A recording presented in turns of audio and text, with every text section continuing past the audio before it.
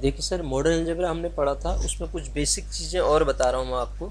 एक लेक्चर मैंने कराया था, उसमें कुछ बेसिक चीज़ें और करते हैं।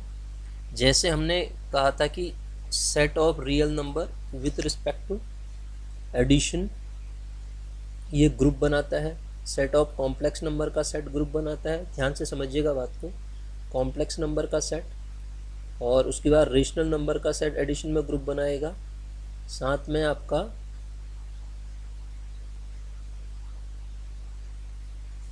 रेशनल नंबर के साथ रियल नंबर हमने लिख दिया, इंटीजर का सेट एडिशन में ग्रुप बनाएगा। और साथ में कंडीशन ये बोली थी मैंने, एम एन अगर यहाँ पे लिख दिया जाए तो एम एन के अंदर जो मैट्रिसेस आएंगी ए आई जे एम क्रॉस एन की, such that A I J real complex कुछ भी हो सकते हैं। यहाँ पे ए आई जे रियल और कॉम्प्लेक्स कुछ भी हो सकते हैं। लेकिन अगर ये मैं बात करता हूँ एन क्रॉस एन की मैट्रिसेस हो जाए, इसी का एक पर्टिकुलर पार्ट है, ये क्या है, स्क्वायर मैट्रिसेस हो जाए। तो स्क्वायर अगर मैट्रिसेस हों तो स्क्वायर मैट्रिसेस में साथ में वो नॉन सिंगुलर हो। ध्यान से सुनिएगा, साथ में नॉन सिंगुलर हो, तो इस बात को समझिएगा। मैंने कहा कि एम एन एक सेट है, इसके अंदर ए आई जे टाइप की मैट्रिसेस का कलेक्शन है जो एन क्रॉस एन की है। ए आई जे यहाँ पे ध्यान दीजिए, दोबारा मैं आपको बोल रहा हूँ, पहले भी बता चुका हूँ, इसको बार बार समझिए। क्वेश्चन बनता है सर यहाँ से कि ए आई जे इंटीजर अगर हो जाए तो दिक्कत हो जाती है। अगर ए आई जे इंटीजर हो जाए तो दिक्कत हो जाती है। क्या है, नॉन सिंगुलर है और साथ में स्क्वायर मैट्रिसेस हैं। यहाँ कोई इसकी बात नहीं कर रहा हूँ मैं नॉन, ये स्क्वायर, क्योंकि स्क्वायर मैट्रिसेस होगी तो इन्वर्टेबल होगी वो, ठीक है, इन्वर्टेबल होगी। मैं ये जो है मल्टीप्लिकेशन के रिस्पेक्ट में रियल और कॉम्प्लेक्स में तो ये रियल और कॉम्प्लेक्स में तो ये ग्रुप बनाएगा ही बनाएगा, लेकिन जब आप इंटीजर रख देते हैं तब हो जाएगी दिक्कत, तब ये ग्रुप फॉर्म नहीं करेगा। इस बात को समझिएगा आप। उससे पहले मैं एक चीज़ और बताता हूँ आपको। जब मैं यहाँ पे ये, इससे पहले लेक्चर में मैंने ये करा रहा था, एक छोटी सी गलती लिखते समय बोलते समय मैंने जब दोबारा वो देखा तो वो देखा कि यहाँ जब मैं बोल रहा हूँ तो मैंने बोल रखा है कि लॉग का graph A greater than 0 word बोल रखा। वहाँ पे ध्यान दीजिएगा सर, लिखा है यहाँ पे ए ग्रेटर देन 1 ही है। बोला मैंने ए ग्रेटर देन 0 है तो उसको करेक्ट करिएगा, ए ग्रेटर देन 1 के लिए होता है। हाँ, ध्यान दीजिए। दूसरी चीज़, यहाँ पढ़ाते समय एक छोटी सी और गलती, ये शायद मैंने x plus y x plus 2 equals to 0 बोल दिया। 0 कैसे हो सकता है, y, ये ग्राफ ऐसा है, ठीक है ना, ये जो ग्राफ बना रखा है ना, इनवर्स ट्रिग्नोमेट्रिक फंक्शन वर्ड बोल रहा था मैं, तो यहाँ पे ये ग्राफ 0 का थोड़ा होता है, ये होगा आपका y/2 माइनस का x/2 इज इक्व टू 0। इसका मतलब, इसको सिंप्लीफाई कीजिए तो ये 0 नहीं 1 होगा, 1, फिर 0 बोल दिया मैंने, इक्व टू 1। तो ये ग्राफ जो है सर ना, x minus y is equal to 2 का ग्राफ होगा, 0 नहीं। तो इसको हम क्या करते हैं, दोबारा बोल रहा हूँ मैं, दोबारा आप उस लेक्चर को देखिए तो वो गलती समझ में आ जाएगी। इस लाइन, ये ग्राफ है इस लाइन का, इसका जब मैं इन्वर्स निकालता हूँ तो y बराबर x वाली जो लाइन है, इसके पैरेलल जो अपोजिट साइड पे लाइन होगी इसकी, वो इन्वर्स होती है इसका, ठीक है, समझ लीजिएगा मैं क्या कह रहा हूँ। यहाँ पे जब मैंने ये लॉग का ग्राफ बता रखा है तो वर्ड मेरे मुंह से वहाँ ग्रेटर देन 0 मिल गया। 0 नहीं होगा सर, ए ग्रेटर देन 1 होता है, ठीक है। तो ये बात जरा सा करेक्ट कर लेना आप। आगे देखते हैं। देखिए, मॉडर्न में ही आता हूँ मैं दोबारा से। मॉडर्न अलजेब्रा में मैंने कहा कि हम मॉडर्न वाले पार्ट में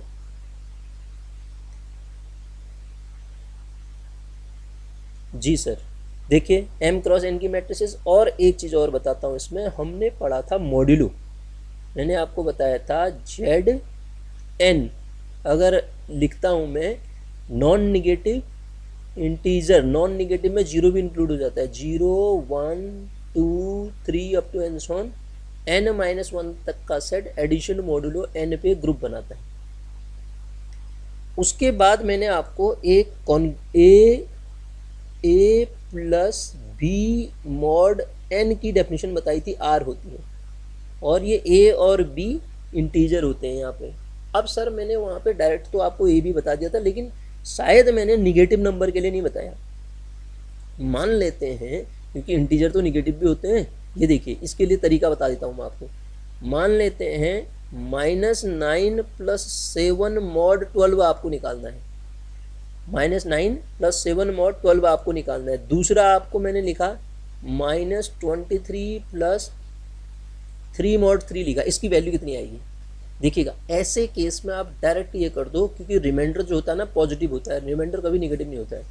जैसे ही आप -9 के साथ 7 को जोड़ोगे तो आएगा कितना, माइनस का 2 आ जाएगा। ये तो निगेटिव रिमाइंडर तो होता ही नहीं है। तो इसमें मैं आपको बता देता हूँ, ज़्यादा दिमाग लगाने की ज़रूरत है नहीं। आप क्या कीजिए, जो ये 12 है ना, जो m है, इस नंबर पे m जोड़ते जाइए जब तक कि ये पॉजिटिव ना आ जाए। कहने का मतलब है -2 में मैं 12 जोड़ूंगा तो 10 आ जाएगा, फिर उसको 12 से भाग कर दूंगा। ये भाग जाता नहीं है तो आंसर कितना आ जाएगा, 10 ही आ जाएगा। यहाँ देखो 12 और 12 के मल्टीपल, इससे इसलिए ये 2 एग्जाम्पल लिए मैंने। जैसे ही आप ये देखते हैं तो माइनस का 20 आ जाता है। अब जैसे ही इसमें 3 जोड़ूंगा, 20 + 3 जोड़ूंगा तो फिर माइनस आ जाएगा 17। तो आपसे क्या कहा, ये जो m दिया है या तो m जोड़ो या m के मल्टीपल जोड़ो, और कब तक जोड़ो, जब तक पॉजिटिव ना आ जाए। m का मल्टीपल मतलब 3 का कौन सा मल्टीपल, 3 को 7 से मल्टीप्लाई करो 21 आएगा। 21 20 से बड़ा हो चुका है। जो इनको आप जोड़ के निकाल लो ना, a और b को, -23 और 3 को जोड़ के जो वैल्यू आ रही है 20, उस 20 से बड़ा कोई नंबर आ जाना चाहिए, तभी तो ये आपका जोड़ के पॉजिटिव आएगा। तो 20 से बड़ा नंबर 21 होता है, और वो किसका, 3 का मल्टीपल है। तो इसमें आप क्या जोड़ दो, -20 में 21 जोड़ दो, तो अब तो आंसर आपका 1 आ गया। फिर भाग कर दो 3 से, तो ये क्या हो जाएगा, निगेटिव को ऐड करने, मतलब निगेटिव का मोड निकालने का तरीका। एक और बताता हूँ, देखो मान लेते हैं मुझे -20 + 7 मोडुलो 5 दिया है, ऐसा दिया है। तो जैसे ही आप -20 8 कर देता हूँ, कोई बात नहीं, उससे फ़र्क नहीं पड़ेगा। -20 + 8 करोगे कितना आ जाएगा, ये आ जाएगा आपके पास -12। क्या आ जाएगा, -12। लेकिन रिमाइंडर तो -12 नहीं होता है। तो मैंने क्या कहा, आप क्या कर दो, ये 5 को जोड़ो या 5 के मल्टीपल को। 5 का एक मल्टीपल 5 होता है, दूसरा आप निकालोगे 10 होता है। 10 जोड़ के भी निगेटिव रहेगा। अगर मैं इसमें 15 जोड़ देता हूँ तब मेरे पास वैल्यू कितनी आ जानी है, 3 आ जानी है। अब 3 को जैसे ही आप 5 से भाग करोगे, भाग नहीं जाता है, तो आंसर क्या लिख दोगे, 3 लिख दोगे। ये बात आपको ध्यान रखनी है, ठीक है। तो मैंने एडिशन के आपको एडिशन मॉड्यूलो भी समझा दिया। एडिशन में जो ये मॉड्यूलो के रिस्पेक्ट में जब निगेटिव नंबर आ जाता है तब कैसे निकालते हैं वो भी समझा दिया। अब जरा और आगे बढ़ता हूँ, ध्यान से देखिएगा। एक वर्ड होता है sir composition table. Composition table से ग्रुप कैसे बनाते हैं, G = मैंने कहा कि 0, 1, 2, 3 और 4 एडिशन मॉड्यूलो 5 पे ये हमेशा ग्रुप बनाएगा। क्या बनाएगा, एडिशन मॉड्यूलो 5 पे ग्रुप बनाएगा। तो इसकी अगर मुझे कंपोजिशन टेबल बनानी है तो गौर से देखिएगा, यहाँ आप एडिशन मॉड्यूलो 5 लिखेंगे, यहाँ पे 0, 1, 2, 3 और 4 लिखेंगे, यहाँ भी 0, 1, 2, 3 और 4 लिखेंगे। ये टेबल बना दो। टेबल में एलिमेंट कैसे आएगा, पहले देखो मैं बनाने का तरीका। 0 और 0 को जोड़ो, 5 से डिवाइड करो, 0 ही रहेगा, 1 रहेगा, 2 रहेगा, 3 रहेगा, 4 रहेगा। मतलब 0 और 1 को जोड़ोगे 5 से भाग करोगे, यही रहेगा। 0 और 2 को जोड़ोगे 5 से भाग करोगे। अब यहाँ देखो 1 और 0 को जोड़ो, 5 से भाग 1, ये 2, ये कितना 3, ये कितना 1, 3, 4। और जैसे ही यहाँ जाओगे तो 1 और 4 को जोड़ोगे तो 5 आ जाएगा। 5 से भाग करने पे रिमाइंडर 0 आ जाएगा। इसी प्रकार यहाँ कितना आएगा, 2, 3। अब तो सीधे बना लो आप, 0 और ये 1 आ जाएगा। यहाँ देखो ये 3, ये 4, ये 0, ये 1, ये 2। यहाँ देखो ये 4, ये 0, ये 1, ये 2, ये 3। ठीक है, ये बन गया आपके पास। अब मेरी बात को गौर से समझिएगा, आप क्या कहना चाह रहा हूँ मैं। ये हमने कंपोजिशन टेबल बना दी।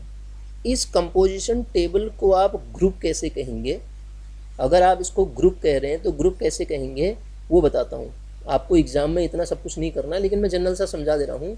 अगर इस टेबल के अंदर सारे एलिमेंट इसी के हैं तो क्लोज्ड हो गया।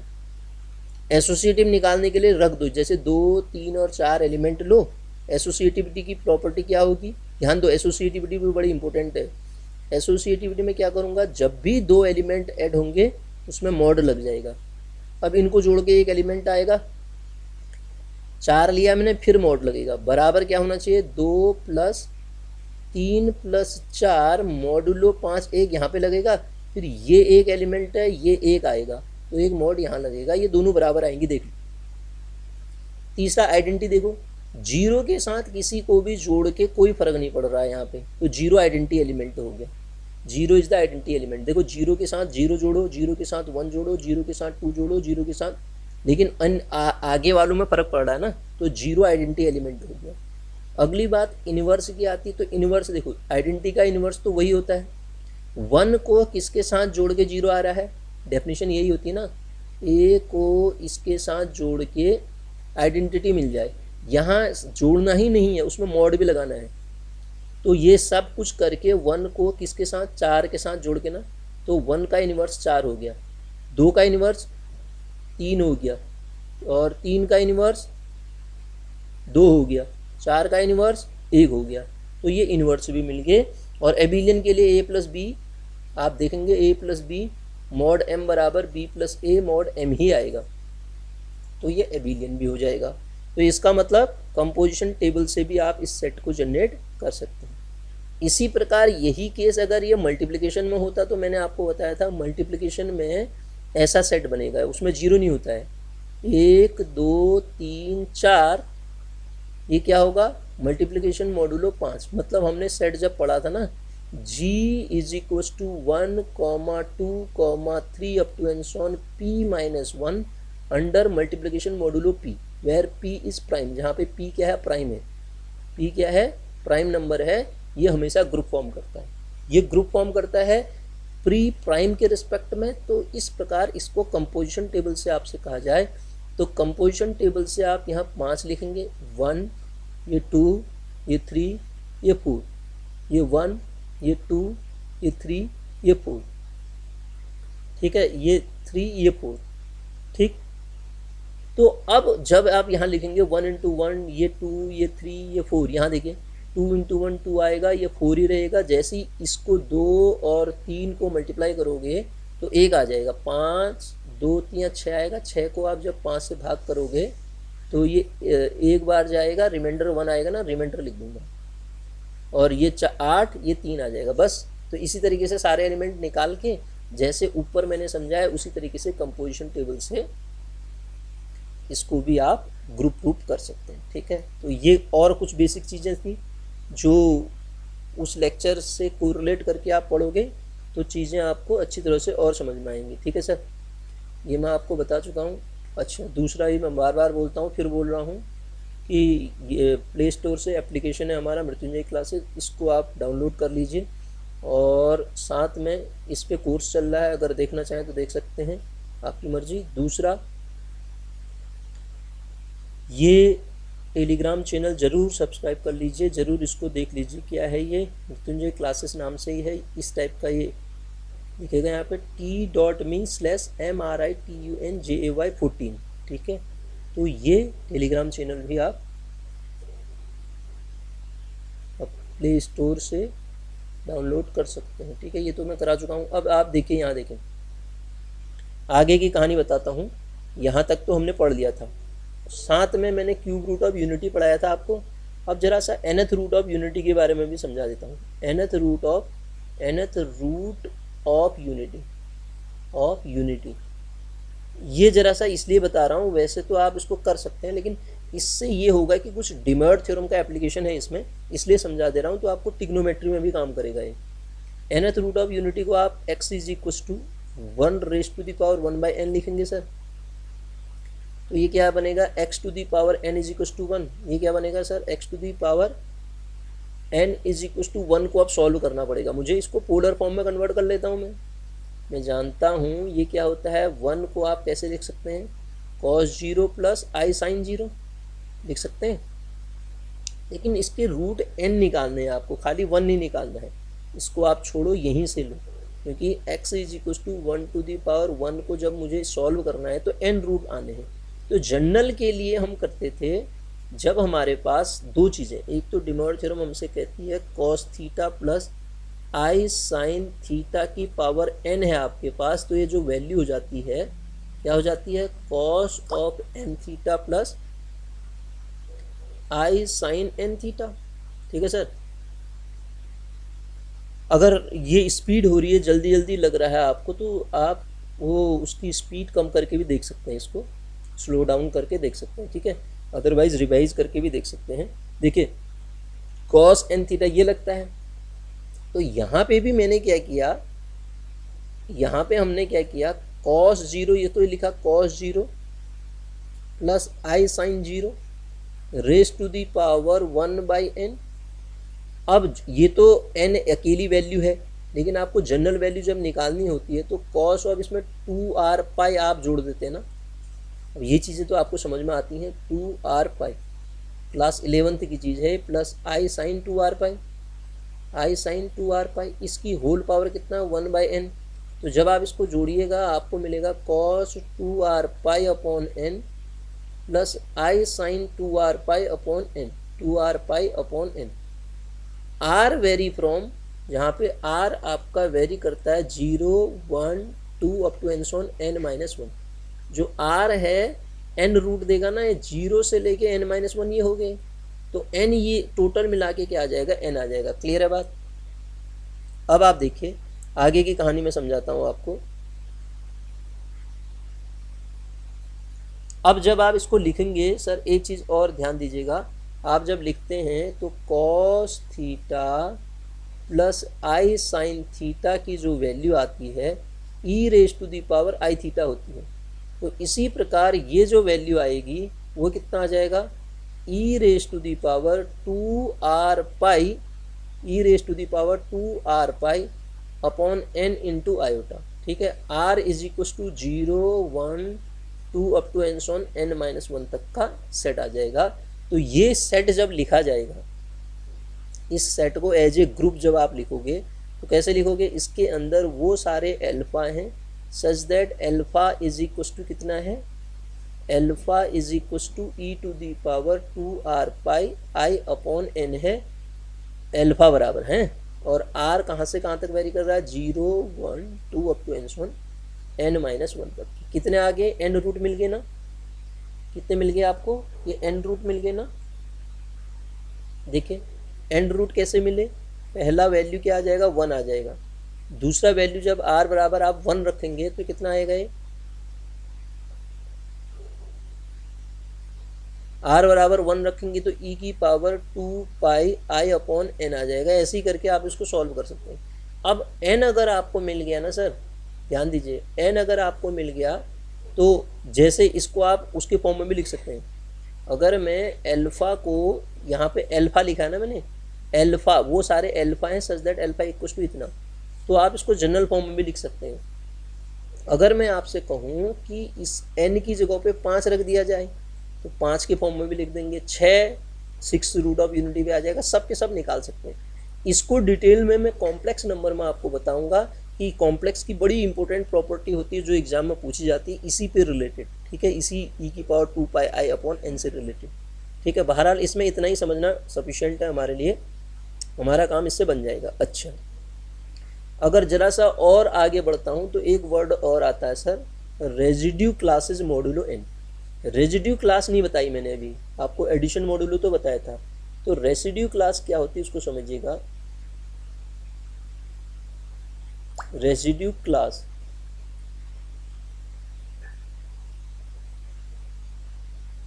रेजिड्यू क्लासेस, रेजिड्यू क्लासेस क्या होती हैं उसको डिनोट करते हैं जेड एन से ही।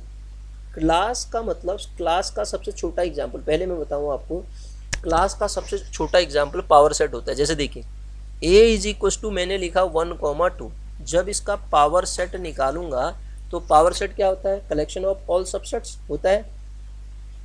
जब आप इसके सारे सबसेट्स को लिख रहे होंगे सर, क्या क्या मिलेंगे, एक तो 5 आएगा और ये 1 आएगा और ये आपके पास 2 आएगा और a खुद आ जाएगा। अब आप देख रहे होंगे ये होने को तो सेट है, लेकिन इसके एलिमेंट अंदर क्या हैं, एलिमेंट जो इस सेट के लिए हैं वो अपने आप में सेट है। तो सेट के अंदर के एलिमेंट ही सेट हो जाएं तो वो क्या कहलाता है, क्लास ऑफ ए सेट कहलाता है। तो ये भी क्या है, क्लास ऑफ ए सेट है। इसी प्रकार रेजिड्यू क्लास को जब मैं लिखता हूँ तो मैं ये लिखता हूँ 0 1। एक्चुअल में यहाँ से क्वेश्चन इससे नहीं पूछता है, क्वेश्चन आता है साइक्लिक ग्रुप है या नहीं है। साइक्लिक मैंने इससे पहले लेक्चर में आपको पढ़ा रखा है, ठीक है, उसको हम डिस्कस करेंगे। ये 2 ये 3, तो आप जब देखेंगे तो ये जो वैल्यू मिलेगी आपको 3 अप टू n-1 तक का सेट मिलेगा। और ये addition of residue classes modulo n पे ग्रुप बनाता है। ये रेजिड्यू क्लास है, ध्यान दीजिएगा। क्लास का मतलब इसकी क्लास में भी कुछ एलिमेंट होंगे, इनफाइनाइट नंबर ऑफ एलिमेंट होते हैं। ये करता क्या है वो बताता हूँ मैं आपको। ये रेजिड्यू क्लास ना सर, अगर मैं आपको Z3 लिख के रेजिड्यू क्लासेस मॉड्यूलो 3 बोलता हूँ तो आप लिखेंगे 0 1 2 तक। तो ये इंटरेस्टिंग इसलिए है, ये क्या कर देता है, इंटीजर है, ये इंटीजर के सेट का पार्टीशन कर दिया गया है। इंटीजर के सेट का पार्टीशन कर दिया गया है। अब इंटीजर को आप लिखते तो ऐसे लिखते ना, z बराबर dot dot -2 -1 0 1 dot dot dot लिखते। लेकिन सर अब इतना नहीं लिखना है आपको, इतना ही लिख देना है। तो पार्टीशन कर दिया, इसका मतलब इसकी क्लास के कुछ एलिमेंट होंगे, इसकी भी क्लास के कुछ एलिमेंट होंगे, इसकी भी क्लास के कुछ एलिमेंट होंगे। जब आप टोटल जोड़ोगे तो इंटीजर मिल जाएगा आपको। तो ध्यान दीजिए, इसकी क्लास और इसकी क्लास में एलिमेंट कभी भी कॉमन नहीं आएंगे। इसकी क्लास और इसकी क्लास में कभी भी एलिमेंट कॉमन नहीं आएंगे। सब के सब क्या रहेंगे, ये डिसजॉइंट क्लासेस हैं। ये क्या है, डिसजॉइंट क्लासेस का कलेक्शन है। क्या है, डिसजॉइंट क्लासेस का कलेक्शन है। ये बनता कहाँ से है, रेजिड्यू क्लासेस। उससे पहले मैं आपको समझाता हूँ। ये एक इक्विवेलेंस क्लास होती है सर। इक्विवेलेंस क्लास का मतलब ये हुआ कि वो इक्विवेलेंस सेट होगा। तो हम समझते हैं कॉन्ग्रुएंसी क्या चीज़ है। इसी कॉन्ग्रुएंसी से रेजिड्यू क्लास निकल के आएगी आपकी।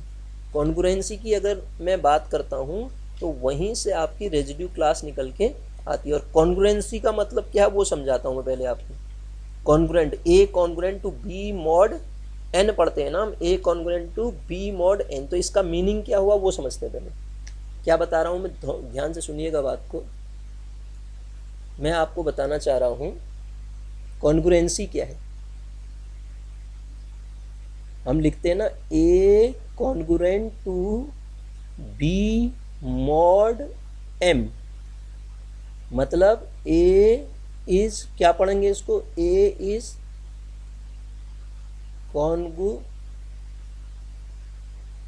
Congruent B to mod M पढ़ेंगे सर। मतलब समझाता हूँ, हाँ ध्यान से समझिएगा बात को। ये एक इक्विवेलेंस रिलेशन होता है। हर इक्विवेलेंस रिलेशन जो होता है ना बच्चों, वो केवल सेट का पार्टीशन करता है। हर इक्विवेलेंस रिलेशन सेट का पार्टीशन कर देता है। जैसे हम यहाँ एक सेट का पार्टीशन पढ़ेंगे और बाद में जब हम नॉर्मल सब ग्रुप में जाएंगे वहाँ फिर एक पार्टीशन पढ़ेंगे। तो ये पार्टीशन का मतलब क्या है, पहली बात तो एक वर्ड में बार बार बोल रहा हूँ, पार्टीशन। तो मैं ज़रा सा आपको पार्टीशन समझाने की कोशिश करूँ तो पार्टीशन का मतलब समझाता हूँ। जैसे देखो, माना एस कोई सेट था, उसमें 1 2 3 10 तक के एलिमेंट थे। 10 तक के एलिमेंट थे। आप इसको ऐसे जो रियल लाइफ में पार्टीशन होता है ना उससे भी समझ सकते हैं। एक कमरे का पार्टीशन कर दिया, 4 भाग में डिवाइड कर दिया। तो अब इसको पहले इसको समझाता हूँ। देखो, मान लेते हैं इस सेट से आपने और सेट बनाए। एक सेट बनाया S1, उसमें कुछ एलिमेंट लिख दिए 1 2। दूसरा सेट बनाया S2, उसमें एलिमेंट लिख दिए 3 4। तीसरा सेट बनाया S3, उसमें एलिमेंट लिख दिए 5 6 7 10 तक के पूरे लिख दिए। मैं ऐसा ही क्यों बना रहा हूँ, ध्यान दीजिएगा। ये जो है, ये जो कलेक्शन है, ये पार्टीशन कहलाएगा। कब पार्टीशन कहलाएगा, जब कि ये जो 2 सेट आपस में पेयर वाइज डिसजॉइंट होने चाहिए। मतलब 2 सेट में आपस में कोई एलिमेंट कॉमन नहीं होना चाहिए। मतलब जैसे आप कुर्सियाँ इन 4 कमरों में बैठाओ, उनमें नंबरिंग कर दो। इन कुर्सियों में नंबरिंग जब आप करोगे, यहाँ की कुर्सियों में यहाँ की, आप देखोगे 1 नंबर की कुर्सी यहाँ रख दी है आपने तो 1 नंबर की कुर्सी यहाँ नहीं आएगी। 3 नंबर की कुर्सी यहाँ है तो यहाँ नहीं आएगी, यहाँ नहीं आएगी, यहाँ नहीं आएगी। मतलब पेयर वाइज डिसजॉइंट होने चाहिए सेट, पहली बात। दूसरी बात, अगर यूनियन ले लिया जाए सारे SI का तो S मिल जाना चाहिए। अब आप देखो, इसका यूनियन ले लोगे तो आपको क्या मिलेगा, पूरा का पूरा ये मिलेगा, नहीं मिलेगा। तो इसी प्रकार वो जो ये क्लास होती है ना जो बनती है जेड, मैं अभी बता रहा था आपको कहाँ से बनती है वो समझाने की कोशिश कर रहा हूँ। 1 2 कहाँ तक, n-1 तक का ये पार्टीशन है ना। किसका पार्टीशन है, इंटीजर के सेट का पार्टीशन है। क्या मुझे इंटीजर निकालना है तो ये लिख दूंगा, इसकी क्लास में कुछ एलिमेंट होंगे इसी तरीके से, इसकी होंगे, कोई भी दो में एलिमेंट कॉमन नहीं होंगे, और सबका आप यूनियन ले लोगे तो जो ओरिजिनल सेट जो कि इंटीजर का है वो आपको मिल जाएगा। तो सर सुनिएगा, तो पहले ये आया कहाँ से वो समझाना चाह रहा हूँ मैं आपको। कॉन्ग्रुएंस रिलेशन ये होता है, इसका मीनिंग होता है a माइनस बी करो m से भाग करो तो जो आएगा r या p वो एक इंटीजर होगा, ठीक है। तो सर जैसे देखो, अगर मैं आपसे कहूँ 20 इज कॉन्ग्रुएंट टू 3 mod 5, क्या ये सही है। मैं आपसे कहूँ 20 इज कॉन्ग्रुएंट टू 4 mod 5, क्या ये सही है। 20 इज कॉन्ग्रुएंट टू 5 mod 4, क्या ये सही है। इसको चेक करते हैं, जैसे ही प्लस में लिखे वैसे ही माइनस में भी लिख सकते हैं। माइनस में लिखने का तरीका स्टार्टिंग में ही अभी पढ़ा रखा मैंने आपको। तो देखिए इसका मीनिंग ये होगा कि 20 में से 3 को घटाओ, जो आएगा उससे 5 से उसमें भाग जाना चाहिए पूरी बाई, इंटीजर तभी तो आएगा ये, तो नहीं जाएगा। तो क्या लिख दूंगा मैं, 20 is not congruent to 3 mod 5। यहाँ देखिए 20 में से 4 घटाओ, जो 16 आएगा 5 से डिवाइड होना चाहिए, वो जाएगा नहीं जाएगा। यहाँ देखो 20 में से 5 घटाओ, जो आएगा 15, क्या वो 4 से भाग होगा, नहीं होगा, ये भी नॉट कॉन्ग्रुएंट। तो होगा क्या, 20 कॉन्ग्रुएंट टू 5 mod 5 पढ़ो आप। अब आप देखो 20 में से 5 घटाओगे आएगा आपका 15, में से 5 का भाग दोगे तो पूरी बार ये विभाजित हो जाएगा, तो इसे कहते हैं कॉन्ग्रुएंट। तो यहाँ पे हो जाएगा कॉन्ग्रुएंट क्या चीज़ है, यहाँ आपको बात समझ में आ जाएगी, ठीक है। कॉन्ग्रुएंट का मतलब ये हो गया। तो 20 इज कॉन्ग्रुएंट टू 5 mod 5। तो सर ये जो कॉन्ग्रुएंसी होती है ना, पहली बात तो समझो जो क्वेश्चन बनने वाला होता है, congruency is an equivalence relation. और इक्विवेलेंस रिलेशन में डिटेल में नहीं जा रहा हूँ। इक्विवेलेंस रिलेशन किसे कहते हैं, जो रिफ्लेक्सिव हो, जो सिमेट्रिक हो, जो ट्रांजिटिव हो। अगर आप पढ़ना चाहें तो बुक खोल के बिल्कुल बेशक पढ़ सकते हैं, ये समझ में जरा सा भी आ रहा है तो बुक से पूरा आ जाएगा, ठीक है। अब आप देखिएगा कॉन्ग्रुएंसी एक इक्विवेलेंस रिलेशन होता है, मतलब वो रिफ्लेक्सिव भी होगा, सिमेट्रिक भी होगा, ट्रांजिटिव भी होगा। यही जो कॉन्ग्रुएंसी है ना सर, इंटीजर के सेट को डिफरेंट डिसजॉइंट क्लासेस में ब्रेक कर देती है। वही डिसजॉइंट क्लासेस आपकी रेसिड्यू क्लासेस कहलाती हैं। अब आपसे मैं कहूँ कि कैसे ब्रेक करती है उसको समझो आप। ब्रेक करने का मतलब मैंने अभी आपको बताया, Zn इज इक्वल टू लिखा जाएगा 0 1 2 up to and so on n-1 addition modulo n लिखा जाएगा। रेजिड्यू क्लासेस है।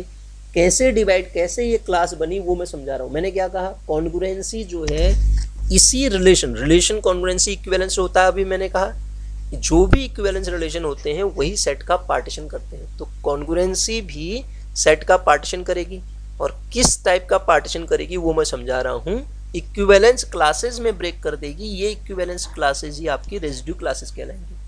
कैसे करेंगी, ध्यान से समझिए। माना एक मैं एलिमेंट लेता हूँ Zn से, वो कोई भी हो सकता है सर इनमें से, मैं A लेके बता रहा हूँ। कैसे ये आया वो समझाने की कोशिश कर रहा हूँ आपको। तो सर जब आप A के अंदर के एलिमेंट लिख रहे होंगे तो आपको उसके अंदर वो सारे इंटीजर मिलेंगे। ये क्लास है, हाँ, इसके अंदर वो सारे एलिमेंट मिलेंगे जो कि x congruent to A mod of n को सेटिस्फाई करते होंगे। तो सर इसके अंदर वो सारे x आएंगे जो इंटीजर से लिए जाएंगे और x माइनस a किया जाएगा तो Pn मिलेगा, जहाँ पे P बिलोंग्स टू इंटीजर। ये कहाँ से लिख रहा हूँ मैं, अभी तो पढ़ाया था। x congruent to A mod n का मतलब क्या होता है, x माइनस a करो, n से भाग करो तो p आएगा। तो क्या मैं इसको ऐसा लिख दूँ, x माइनस a बराबर एन पी। यहाँ पे p इंटीजर होगा, बताया तो था, यही तो आया। अब सुनो, यहाँ से जब आप लिखोगे इसके अंदर वो सारे इंटीजर होंगे सच दैट, अब x का मान निकाल दो, कितना आएगा, a प्लस पी एन आएगा, जहाँ पे p बिलोंग्स टू इंटीजर होगा। सर समझ रहे हैं आप मेरी बात को। आपने x का मान भी निकाल दिया। अब समझना, हाँ अब समझने वाली चीज़ अब है यहाँ पे, ठीक। देखिएगा, जब आप यहाँ से बात करेंगे तो इसको सॉल्व करो। अब p आपने कहा कि इंटीजर है तो p का मान रख दो। जब आपका p इंटीजर है तो p का मान रखोगे तो इसके अंदर वो सारे इंटीजर आएंगे जो क्या काम करेंगे, x बराबर क्या दे रहे होंगे हमको, x बराबर जो x का मान आएगा यहाँ से कितना आएगा बताइए। मैं डायरेक्टली लिख देता हूँ इसको, z की वैल्यू रख दो तो यहाँ सेट बना दो आप, क्या आएगा वो dash dash dash a minus 3n comma a minus 2n comma a minus n comma a plus n dot dot dot. कहाँ से लिखा मैंने, अरे यार p का मान रखो ना, p क्या होता है इंटीजर, p बराबर 0 plus minus 1 plus minus 2 plus minus 3।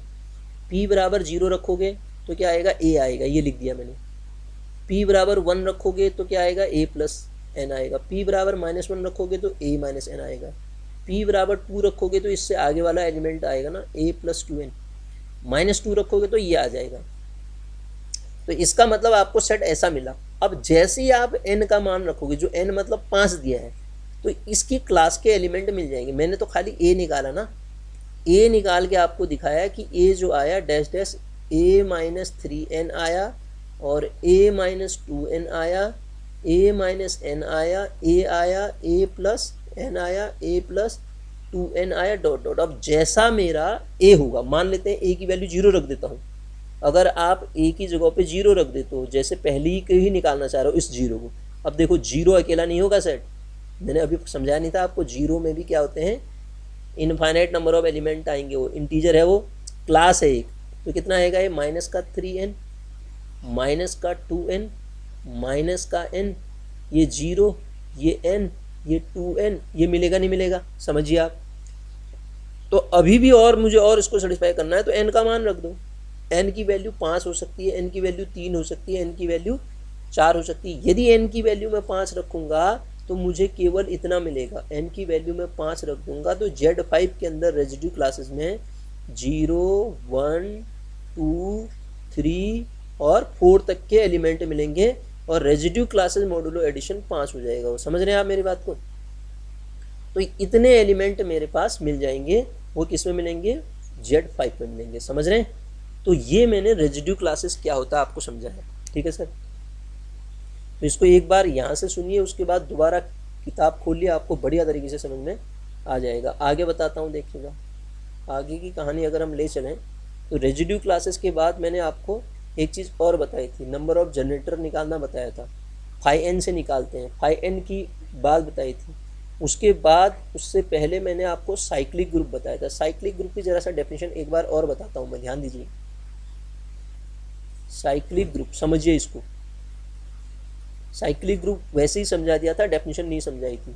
एक ग्रुप G, ध्यान से सुनना मेरी बात को, एक group G is said two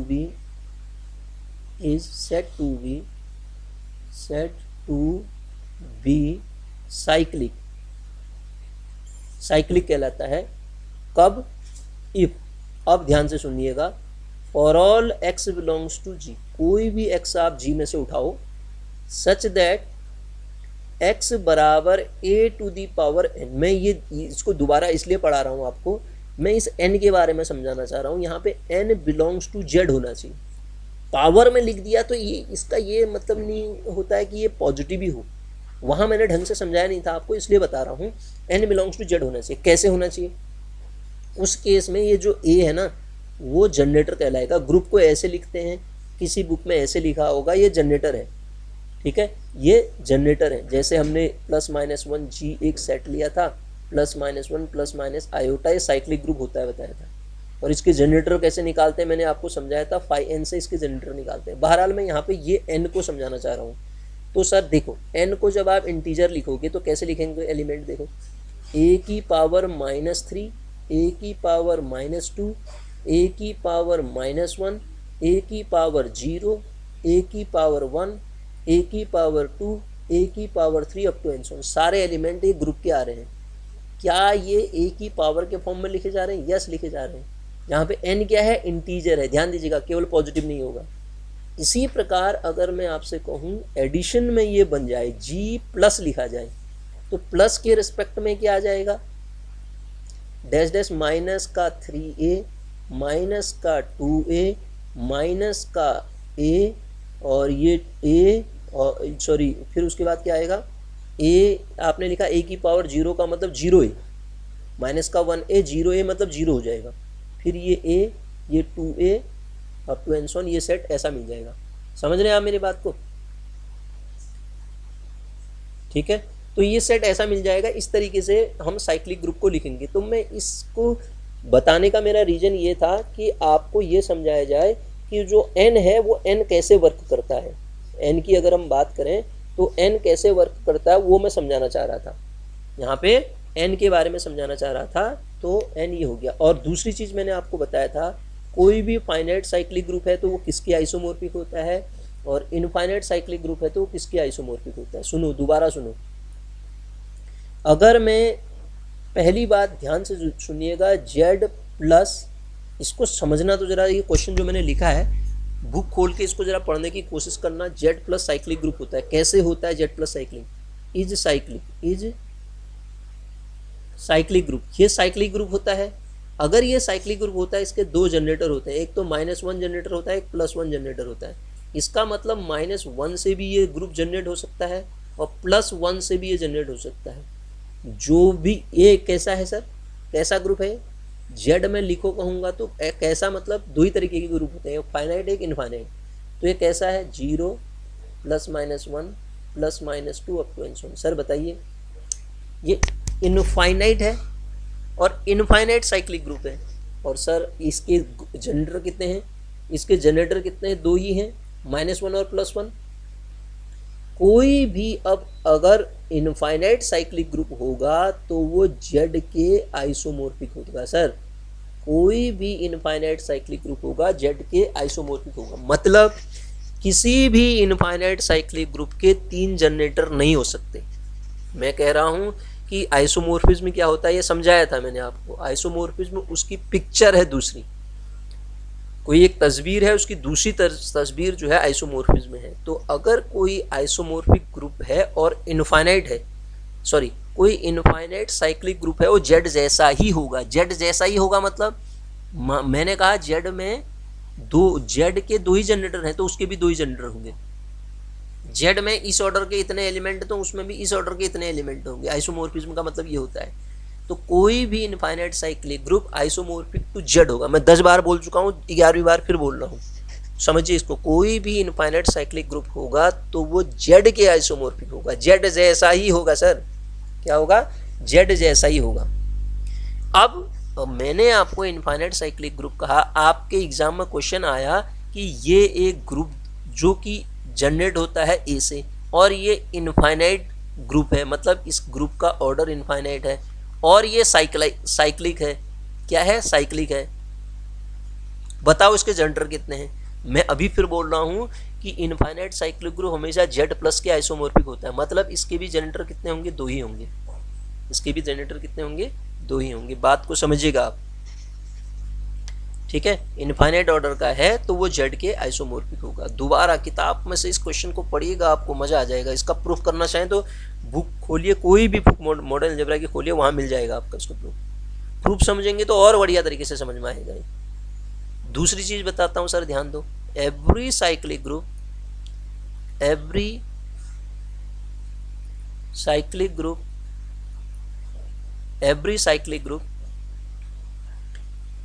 is एबिलियन।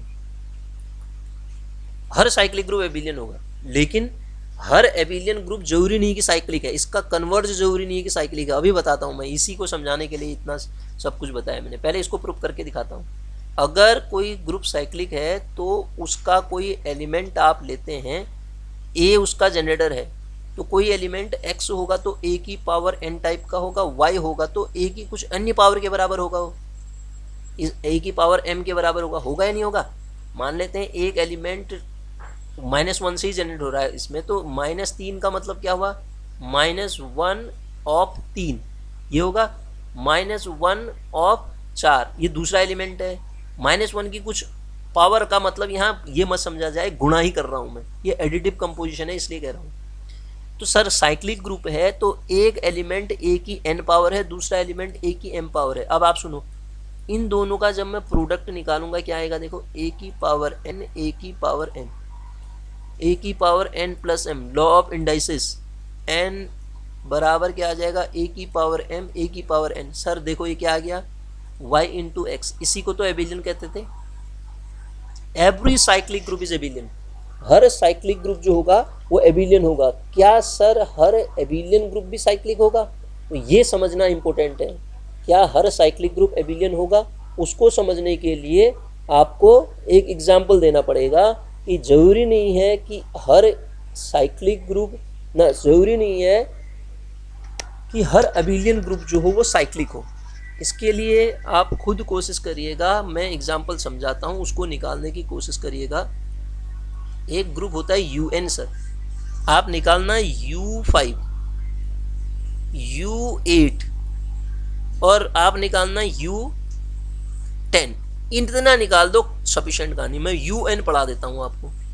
UN के अंदर वो सारे A एलिमेंट आते हैं जो N के रिलेटिवली प्राइम होते हैं।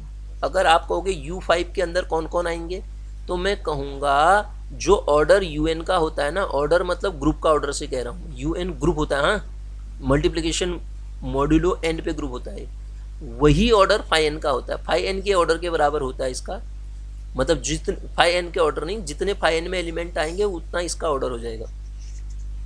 U5 में जो एलिमेंट रहे होंगे आपके 1, 2, 3, सही लिख रहा हूं मैं, ए रिलेटिवली प्राइम कितने नंबर होंगे, 5 के रिलेटिवली प्राइम कितने, एक और आना चाहिए ना, 4 भी तो होगा। 2 कंजुगेटिव नंबर तो हमेशा रिलेटिवली प्राइम होते हैं। हाँ ये आया, ये देख लेना आप, मल्टीप्लिकेशन मॉड्यूलो 5 पे ग्रुप बनाएगा। अब मैं इसमें आपको बताता हूं, जरा सा किताब खुद भी खोलिए सर, देखिए अगर डिटेल में समझना चाहते हैं तब, ठीक सुनिएगा मेरी बात को। मैंने क्या कहा कि ये है आपका U5, U5 में ऐसे एलिमेंट है, 5 के रिलेटिवली प्राइम एलिमेंट U5 में आएंगे। अब मेरी बात को गौर से सुनिएगा आप, क्या कहना चाह रहा हूं मैं। साइक्लिक, यहां पे साइक्लिक पढ़ा रहा था मैं, ये कहां से आ गया वो बताता हूं। एक बात ध्यान से सुन लीजिए, किसी भी ग्रुप का ऑर्डर जो है वही ऑर्डर उसके किसी एलिमेंट का मिल जाता है, तो ऐसा ग्रुप हमेशा साइक्लिक ग्रुप होता है। अगर किसी ग्रुप के पास एक एलिमेंट ऐसा मिल जाए जिसका ऑर्डर वही है जो ग्रुप का ऑर्डर है, तो ऐसा ग्रुप हमेशा साइक्लिक होगा। अगर आपको ये बात समझ में आई तो इन सब को आप निकाल सकते हैं। जैसे G इज इक्वस टू मैं लिखता हूँ +-1 + आयोटा। अब ये जो मैंने ऊपर समझाया उसका मीनिंग समझाता हूँ। मैं जान रहा हूँ ग्रुप का ऑर्डर क्या है, 4 है। अगर इस ग्रुप के पास कोई एलिमेंट 4 ऑर्डर का मिल गया, ध्यान से सुनो मेरी बात, अगर इस ग्रुप के पास कोई एलिमेंट 4 ऑर्डर का मिल गया तो ये ग्रुप हमेशा साइक्लिक हो जाएगा सर। तो डेफिनेटली आई का जब आप ऑर्डर देखते हैं तो ऑर्डर हमने पढ़ रखा है, तो ऑर्डर ऑफ आई हम प्राप्त करते हैं 4 होता है। सर आई का ऑर्डर 4 होने से आपने कह दिया कि सर ये ग्रुप क्या हो गया, साइक्लिक हो गया, because there exist an element in a group G such that a to the power 4 equals to e. That means the order of any element of G is same as order of G. Group का order उसके किसी element के order के बराबर आ गया, मतलब वो cyclic हो गया। तो आप साइक्लिक चेक करने के लिए, इसको साइक्लिक बताना है तो इसके सारे एलिमेंट्स को लिखो और ढूंढो इसमें जो इसका ऑर्डर आ रहा है, ऑर्डर चेक करोगे इसका जो ऑर्डर आ रहा है वही किसी एलिमेंट का ऑर्डर होना चाहिए। इसको साइक्लिक चेक करना है तो आप ढूंढो, तो ये कोई एलिमेंट ऐसा मिलना चाहिए जो ऑर्डर इसका आ रहा है वही ऑर्डर उसका होना चाहिए, तब जाके ये साइक्लिक होगा, अन्यथा ये साइक्लिक नहीं होगा।